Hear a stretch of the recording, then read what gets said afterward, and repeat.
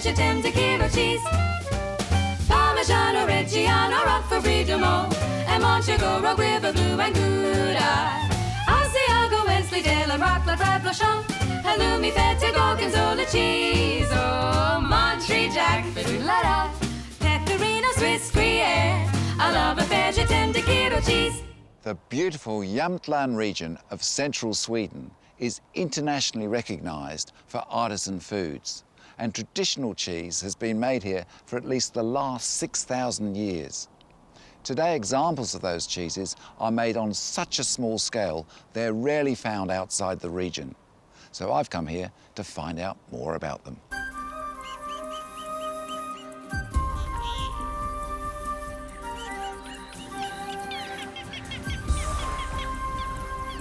The Scandinavian Kingdom of Sweden borders Norway and Finland and has a population of 9.5 million.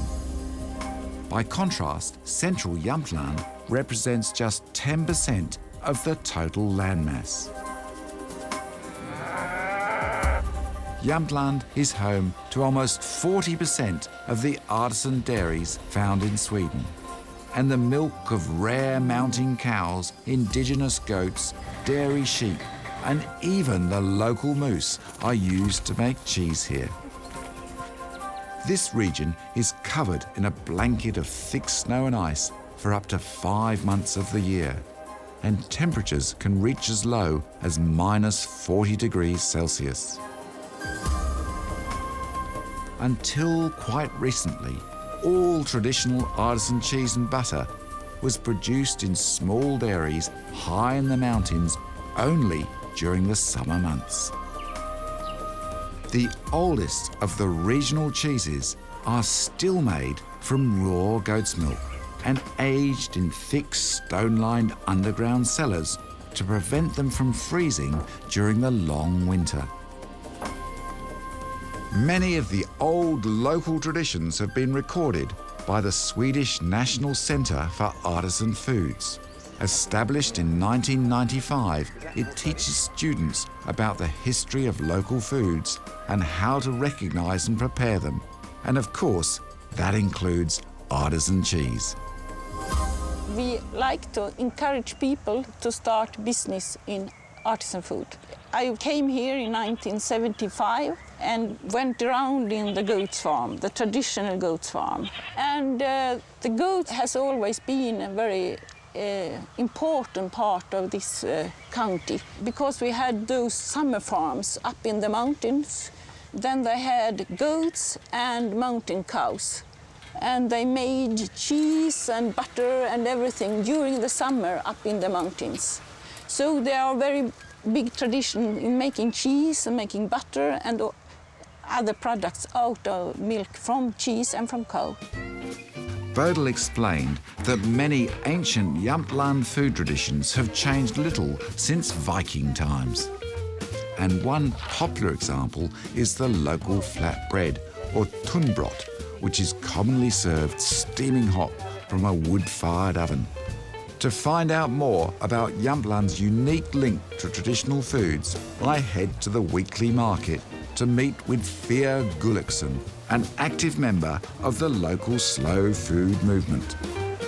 It's been appointed by UNESCO to be a very creative region for gastronomy, and the city itself is like a city between the mountains. It's the creative city of gastronomy.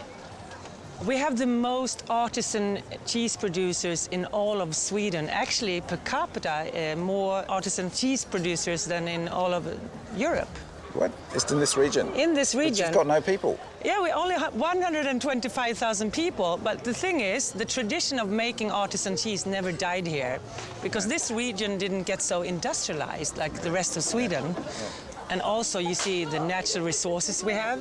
Yeah, well, I mean, the forests, berries the growing everywhere. Yeah, fantastic. Fia is passionate about Jämtland produce, and that clearly includes local cheese.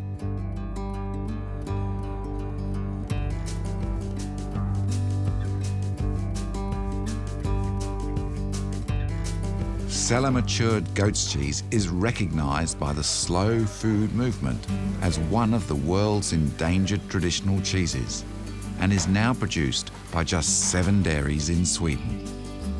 Stegrad and Sigrid are 6th-generation cheesemakers with over 30 years' experience and are well known for milking one of the only remaining herds of indigenous Swedish dairy goats. Sweden was once home to tens of thousands of these goats, which had successfully adapted to living in a cold climate over thousands of years. But sadly today, less than 2,500 survive because their breed produces far less milk than their cousins in other parts of Europe. After checking out these unusual goats, my next stop is the farm's original stone-lined cellar, which was built in 1852. Wow! Look at this! Wow! Yes. I was very surprised to find the floor covered in a carpet of fresh pine needles until Sigrid explained that this was the family's traditional method of deterring hungry mice. They need to be pretty nimble and quick because demand exceeds supply, and the farm rarely matures cheese for more than 6 months. I think it's beautiful. Yeah. It's very, very moist. And it's not too goaty. It's a little sweet Yes, a little sweet. Yes. and creamy. Yes. Very, very creamy. And do you eat the rind? Yes, we can eat everything because the cheese is so white in the beginning. Yes, we can eat everything. So can I try the one made with the whey? Yes, I have boiled it many hours. How long did you boil it for? If I have 100 liter, it will be 10 kilo. 100 litres makes 10 kilos. Yes, yes. And I boiled it 5-6 hours. That's really sweet. Yes, it's sweet. That's fantastic. Yes. So- And it's only 3% fat in it. So it's good and many minerals. Many minerals, so it's very good for you. Yes, I think it's, So it might keep me really young, eh? yes. After visiting the farm and tasting the delectable cheeses, it's easy to understand why they're so popular amongst the locals.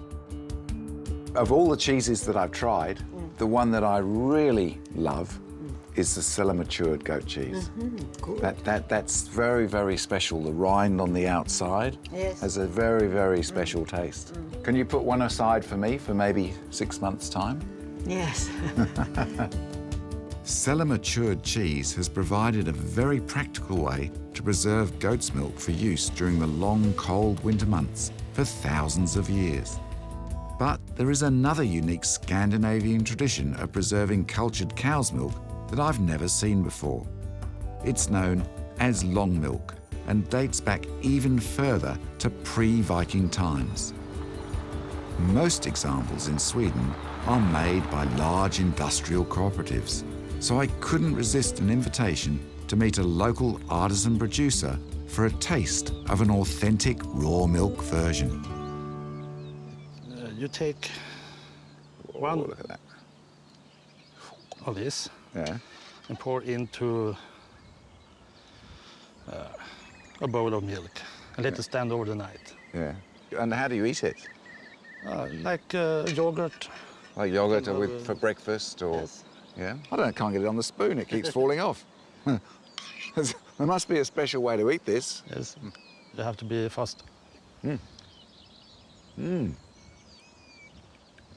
It sort of reminds me of a little bit junkety, but not junkety. Sour but sweet. A Still little bit got- sour, not yeah, so yeah. much, but It's nice, really good. Not sure about the texture, but this is so good, so good. Like it? Really, I like it. I've never seen it we before, used but to it's eat really with nice. small cubes of fresh curd Yeah. So you put fresh curd in there as well. and a little bit more of cream and sugar.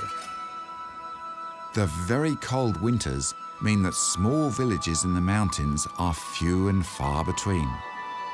But my next stop is very close to what is claimed to be the prettiest village in Sweden.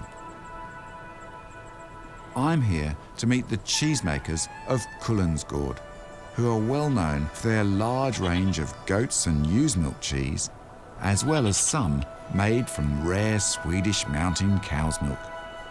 The milk is different.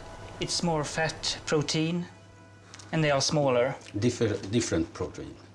Sweet, crumbly. Yeah. It's not exactly like Parmesan because it's not so salty. It's more sweet. And do you both make the cheese? Yes, we Yeah. do. Yeah, every day? We make, it's different. Sometimes we make cheese 5 days a week. And now we make cheese once a week. Try this one, pressed cheese. It's very white compared to the Maximus. This one is made during the winter milk, so Okay. it gets white. So during the winter, what do the cows get to feed? Dry hay. That's so different to the Maximus. Yeah. Much drier, a little greener. Yeah, and it's because of the different cultures that we use. Okay. And when we make the Maximus, we heat the cheese.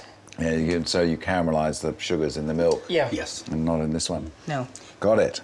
Well, I hope when I come back that I find you outside there, sitting in the sun and enjoying life with lots and lots of customers here and lots of help. Thank you very much. Thank you. Thank you. Thank you. Over the past decade, a growing number of artisan and farmhouse dairies have begun making new types of Swedish cheese. And this modern dairy not far from the village of Åviken is one of the most well-known. I've arrived here during the national moose hunting season, and as you can see, the locals in these parts take this annual sport very seriously. Robert Akermo's family have been farming this property for an incredible 16 generations, stretching back over the past 700 years. These healthy-looking sheep form part of the only flock used for making cheese in the entire region. They've just spent the summer outside, and now they've been brought inside and they'll be milked all through the winter to February. And the feed they eat is this dry silage which has been mixed up with lots of lovely herbs. So was this made last year? Yeah, Okay. last August, so it's around 1 year now. Oh, fantastic. Yeah. Should we taste it? Yeah, do that. And you actually keep your sheep in the shed and milk them just through from August to February. Yeah. Why is that? Well, sheep don't lactate that long. It's they have a shorter period of lactation 2 or 3 than months? goats. Yeah. Yeah, it's 6 months total, but we let the lambs feed 1 month first. You let the lambs have a go first? Yeah. Well, that's nice. Yeah. How much cheese do you make a year? Total with also the cow's milk, it's 25 tons. Whoa, quite big. Well, not so big, really. No, not if you compare with. And do you ever get a break? From February till March, we call it spring-winter or winter-spring. It's really lovely. I'm talking about really lovely. This is sensational. Really good. I mean, it's classic ewe's milk cheese. It's got all that lovely moistness to it. It's nutty, it's sweet, it's slightly salty. It's incredibly rich. It's beautiful. Is it raw milk? Yes, we make all our cheeses with raw milk. Really lovely cheese. After tasting her wonderful local ewe's milk cheeses, I'm very curious to learn what else this region has to offer. One of the most iconic animals in Jämtland is the moose. And despite its popularity as a regional delicacy, I've been told that one of the locals in this region is making cheese from their herd at a nearby farm. The owner, Suni Hagmark, began his career as a moose herder after he volunteered to look after some baby moose whose mother had been killed in a traffic accident. So many tourists come to Scandinavia and they don't see the wild moose. Are they easy to look after? Quite easy to look after. Once you got them tame, they are tame all the time. And of course, the $50 million question, do you milk them? I milk the moose cows, yes. Yeah. They really like it, so they think I'm a calf, I guess. So I can milk about 2-3 liters per time. Really? Yeah. And how much cheese do you get out of it? 2 liter milk makes 1 kilo cheese. And this moose cheese. It's very. Oh, that's it. I have a little from last year. Wow, look at that. Look at that. It's very expensive. Is it? Why? Yes, 3,000 crowns per kilo. Because we're only 2-3 milkers in the world, so Right. it's Very, very special. The most expensive cheese in the world, perhaps? They say so. It's in Guinness. There you go. In the Guinness Book of Yes. Records. Okay.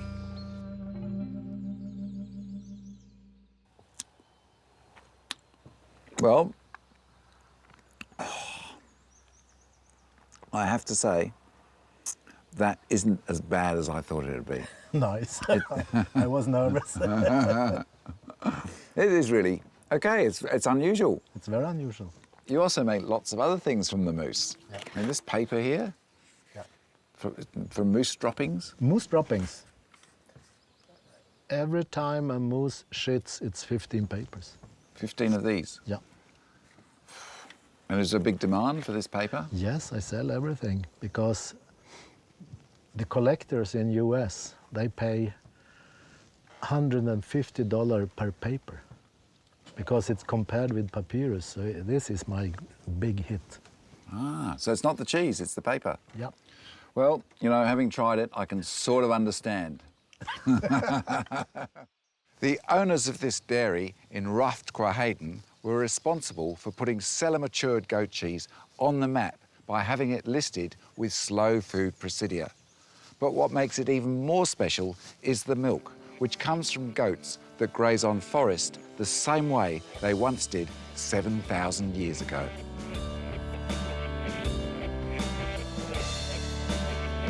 Gert Anderson and his wife Unilla are passionate about traditional farming techniques and cheesemaking. Gert was brought up in Stockholm and studied theatre in Paris before his move to the country, which, strangely enough, was motivated by the music of Lou Reed. I started listening to Lou Reed in 1972, and by the end of the 70s, I had been very into music and theater, and the scene was really changing when the 80s were beginning, and I was sort of thinking about how to act in a world that was changing so much. So you dropped out and came back to your grandfather's farm? Exactly. And started to make cheese? Yeah, but also I was thinking about these people that I met up here. They were born in the 19th century. They were very old. And they gave me so much positive information, how to live, how to be more harmonic. I was thinking about why am I not living like these people who are living a life that is so much richer than my ambitious life of doing career is. Today, after decades of hard work, the couple have finally achieved their dream of running a successful dairy farm using only traditional techniques. During the warmer months, the herd of 120 goats freely graze in the swampy forests and grassland near the farm. These are full of local shrubs, herbs and flowers, which are ingested by the goats and provide a unique flavour to the farm's raw milk goat's cheese. What I think about this is that it's all European, because when we see this landscape, it's exactly the landscape that were in southern France for 30,000 years ago. So this is sort of a mirror of how we began as human beings to be hunters and collectors, and afterwards how to also be farmers. So what we are keeping here is very ancient ways of doing cheese. Unilla is head cheesemaker here, and after seeing the care and attention to detail in the dairy, I was very keen to sample some of the cheese. Sometimes you can have a cheese that comes from a cellar with a lot of, black molds, mucor, and then it isn't that good. But these molds, I think, is, very tasteful. It's actually got a... Have you ever had any of the Camberti mould in there? Yeah. No, but we haven't added. But they are global. Yeah. You can find them everywhere. So they comes out natural from this climate. That's very good. So different to some of the others I've tried. Sweet, lovely. I don't know if it's the goats and the beautiful milk or the wonderful cheese making, or probably both, but it's really good. And I must say that mould, as I say, it reminds me a little bit of a mould-ripened cheese, like a camembert or something like that. It's nice. Last one, we can take a cheese that is made out of this mountain cow. Okay, so is this matured in the cellar? Yeah, absolutely. Yep. Okay. And blue? Yeah, on the rind. Okay. And a natural blue, or did you Natural put blue blue. in the cheese? But I put blue in the cheese. Okay, a penicillium roqueforti. And what's so special about the mountain cow? Also that they produce another type of milk. They have other types of protein that is better to making cheese. So you can make 1 kilo from only 7 and 8 kilos of milk. So they're much more productive. Yeah, much better to make cheese out of. And the fats are omega-3. Wow. And this is really beautiful, really, really special, moist, creamy, and just with that little bit of hint of blue, salty blue at the end. Really lovely. We want to lift up the milk And so a that hint- you can feel the milk quality of it. And a hint of the cellar. Yeah. Really, really lovely. So, thank you very much. Thank It's you. been fantastic to visit, and I can see why you're so well respected. Best wishes for a fantastic future here. Thank you very much. Thank you. And you, maybe stop listening to Lou Reed for a little time. All right, Okay. I'll try that. It will be impossible.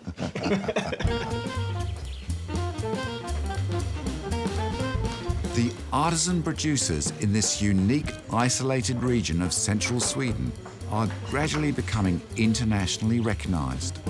And one of the most respected is Chef Magnus Nilsson, the creative genius behind the success of Faviken, a small rural restaurant now considered one of the world's finest. It's a very small and very ambitious restaurant.